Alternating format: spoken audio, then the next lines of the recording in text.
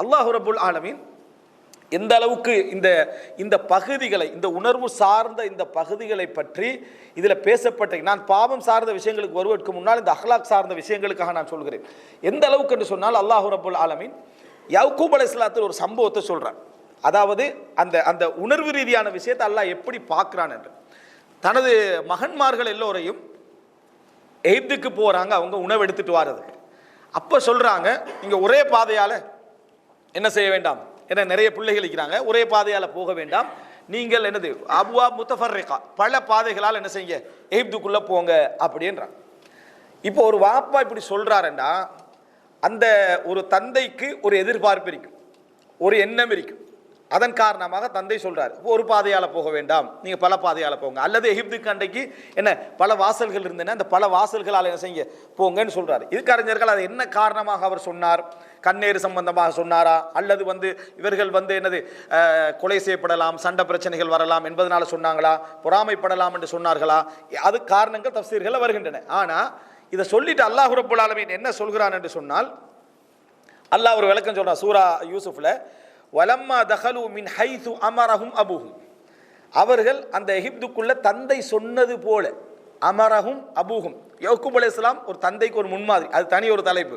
தந்தை கட்டளை இட்டது போல அவர்கள் நுழைந்த பொழுது என்று அல்லாஹ் தஆலா, இவங்க தான் யாரு, யூசுப் அலைஹிஸ்ஸலாத்தை கிணத்துல போட்டவங்க, அவங்கள தான் அல்லாஹ் தஆலா சொல்றான், தந்தை கட்டளை இட்டது போல அவர்கள் என்ன அந்த எகிப்துக்குள் நுழைந்த பொழுது. அல்லாஹ்வுடைய வேத வசனம் நேர்மையா இருக்கு.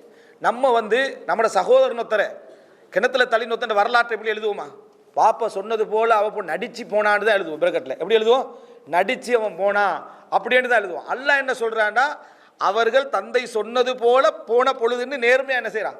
அந்த நேர்மையான வார்த்தை இப்போ குர்ஆனுடைய உண்மை தன்மைக்கு இதெல்லாம் ஒரு ஆதாரம். சரியா, அவர்கள் நுழைந்தார்கள். அப்ப அல்லாஹ் தஆலா சொல்றான், மகான யுக்னி அன்ஹும் மினல்லாஹி மின் ஷை. சரி, அப்படி போனதுனால அல்லாஹு தாலா அவர்களுக்கு ஏதாவது ஒரு தீங்க நாடி இருந்தா தடுத்திருக்கல் மாடு கேட்கிறாங்களா, எந்த பிரயோஜனம் இல்லை. அவர் அப்படி கட்டளையிட்டு இவர்கள் சென்றதுனால ஒன்றையும் தடுக்க முடியாது.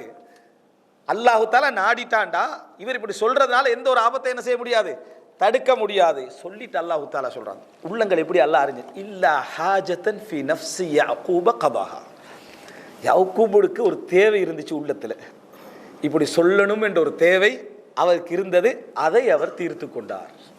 இல்லா ஹாஜத்தன் ஃபி நஃப்ஸி யாக்கூப கதாஹா, யாக்கூப் அலைஹிஸ்ஸலாத்துடைய உள்ளத்தில் இதை சொல்லணும், இந்த ஒரு ஆபத்து இவருக்கு வரலாம், இந்த மாதிரி பிரச்சனைகள் வரலாம் என்ற ஒரு எண்ணப்பாடு அவருடைய உள்ளத்தில் இருந்துச்சு. அதை அவர் சொல்லி என்ன செய்தார், தீர்த்து கொண்டார். அல்லாஹ்வுடைய விஷயத்தில் எந்த மாற்றமும் என்ன செய்யலாது, செய்ய முடியாது. ஆனால் அவருடைய உள்ளத்துக்குள்ள வந்த அந்த ஆசை, என்ற பிள்ளைகள் இப்படி போகணும் என்ற ஒரு எண்ணப்பாட்டை, இல்லா ஹாஜத்தன் ஃபி நஃப்ஸி யாக்கூப், யாக்கூபுடைய உள்ளத்தில் இருந்த அந்த நஃப்ஸில் இருந்த அந்த தேவையை அவர் என்ன செய்தார், தீர்த்து கொண்டார்.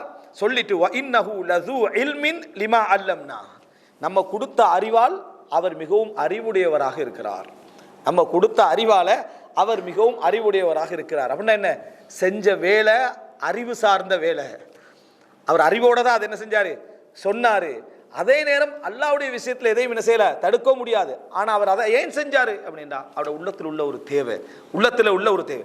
இப்படி பிள்ளைக ரோட்டில் பார்த்து போங்கன்னு சொல்கிறத நான் அறிஞ்சு வச்சுக்கிறேன்றான். ஒரு வாப்பா ஒரு பிள்ளைக்கு நீ எல்லாம் என்ன செய்வானா, ஒரே ரோட்டில் போகவானா, பிரிஞ்சு போங்கன்னு சொல்கிறத அவருடைய உள்ளத்தில் உள்ள ஒரு தேவை, அவர் அறிவின் காரணமாகத்தான் இதை சொல்கிறாரு என்ற சாதாரண ஒரு உணர்வை அல்லாஹ் தஆலா அறிஞ்சு வச்சுக்கிறான். உங்களோட சின்ன பிள்ளையோட கூட்டிட்டு போய் அவர்களை என்ன செஞ்சு, அதாவது குளிப்பாட்டி எஹராம் துணியெல்லாம் நீங்கள் அவர்களுக்கு போட்டு ஒரு 2 வயசில் 3 வயசில் அவர்களை உம்ரா செய்ய வச்சு நீங்கள் சந்தோஷப்படுறீங்க. இதை 50 வயசாயினா அவனுக்கு ஃபீல் பண்ணக்கூட இல்லை. கடைசி வரைக்கும் நீங்கள் தான் ஃபீல் பண்ணி நினைப்பீங்க.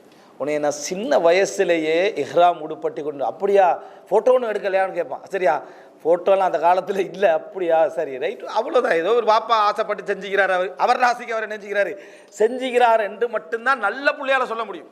இது யார் பிள்ளை, ஒரு நல்ல பிள்ளையால் அவ்வளோதான் சொல்ல முடியும். இந்த உணர்வுல உங்களுக்கு வேறு நீங்கள் தான் திருப்பி திருப்பி சொல்றீங்க. அவங்க சின்ன வயசுலேயே அவர் உம்ரா, யாராவது ஒருத்தர் சொல்லுவார், எங்களோட எத்தனாவது உம்ராண்டு, அவள் 20வது வயசில் உம்ரா செய்கிறானே, பாஞ்சு விழுந்து முதலாக சொல்கிற வாப்பா தான். அவன் 2 வயசுலேயே உம்ரா செஞ்சுட்டான். அப்படி வயிற்றுல இருக்கக்குள்ளே நான் உம்ரா கூட்டிகிட்டு போயிட்டேன் அப்படின்னு சந்தோஷப்படுறது கடைசி வரைக்கும் யாரு, வாப்பா. அவன் என்ன என்னதுக்கு வாப்பா இப்படி அவசரப்பட்டு எல்லார்ட்டும் என்னை பற்றி என்ன செய்கிறாரு சொல்லி கண்டிக்கிறாருன்னா அவன் நினைப்பானே தவிர நம்மட உள்ளத்தில் உள்ள இந்த சாதாரண ஒரு உணர்வுடைய வெளிப்பாட்டை கூட மனிதன் நாமளும் நம்மளோட வாப்பா தான் சொல்ல போகிறோம். சரியா? இவ்வளவுதான் மனிதனால் சொல்ல முடியும். ஆனால் அல்லாஹ் தாலா சொல்கிறான், அல் குர்ஆனில் ஒரு வசனத்தை அதை ஒதுக்கி சொல்கிறான், இல்லை ஹாஜத்தன் ஃபி நஃப்ஸியாக்கு, அந்த தந்தையுடைய மனசுடைய எதிர்பார்ப்பது, அந்த தந்தையின் மனதுடைய எதிர்பார்ப்புன்னு அல்லாஹ் தாலா சொல்கிறான். இது எவ்வளோ இந்த மாதிரியான ஒரு எண்ணப்பாட்டை ரப்புல் ஆலமீன் மிகவும் அறிந்தவன் என்ற சிந்தனை நமக்கு நிறைய வரணும், நிறைய அதாவது ஆழப்பதியணும், மேலோட்டமாக போகக்கூடாது. எந்த ஒரு இடமும் வார டைமில் இந்த நிமிஷம் நான் இந்த குடும்பத்தில் அல்லது இந்த சமூகத்தில் அல்லது யாருக்கோ நம்ம செய்யக்கூடிய நன்மையோ அல்லது கெடுதிகளோ எதுவாக இருந்தாலும் ரப்பி இப்போ இதை அறிஞ்சவனாகிறான். இப்போ நம்ம எண்ணத்தில் போகக்கூடியதை அறிஞ்சவனாக இருக்கிறான். இன்னும் நாங்கள் துவால என்ன சொல்லுவோம்? அதை மட்டுமல்ல, எந்த லெவலில் போகுதுன்னு நமக்கு தெரியாது. வமா அன்த அலம் பிஹி மின்னி, என்னை விட நீ அறிந்திருக்கிறாய என்ற உள்ளத்தில் உள்ள விஷயங்கள், என்னுடைய செயல்பாடுகள். அதாவது வமா அன்த அலமு பிஹி மின்னி, என்னை விட நீ அறிந்தவைகள், என்னை பற்றி என்னை விட நீ அறிந்தவைகள். உலகத்திலே இதை மாதிரி ஒரு ஆறுதல் இல்லை. என்னை பற்றி என்னை விட புரிந்து கொள்ளக்கூடிய, என்னை பற்றி என்னை விட தெரிந்து கொள்ளக்கூடிய ஒத்தனை இருக்கிறான் என்பதை விட ஒரு ஆறுதல் ஒன்று இருக்குமா? அவனுக்கு தீங்கும் தெரியும் என்றது ஒரு வேதனையாக இருந்தாலும் அவன் எல்லாவற்றை விட கருணையாளன் என்பது ஆறுதல் தான். அவன் எல்லாவற்றை விட, ரசூல் ஸல்லல்லாஹு அலைஹி வஸல்லம் சொல்றாங்களே, அல்லாஹ்வுடைய ரஹ்மத்தின் விசாலத்தை நீங்கள் அறிந்திருந்தால் நீங்க நன்மையே செய்ய மாட்டீங்க.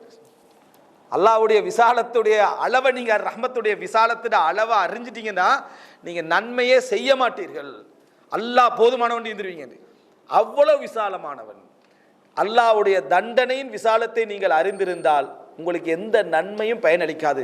அதையும் சேர்த்து என்ன செஞ்சிருப்பீங்க? நீங்க தெரிந்து கொண்டிருப்பீர்கள் என்று ரசூலுல்லாஹி ஸல்லல்லாஹு அலைஹி வஸல்லம் சொன்னாங்க. அப்ப இது ஒரு முக்கியமான ஒரு இடம்.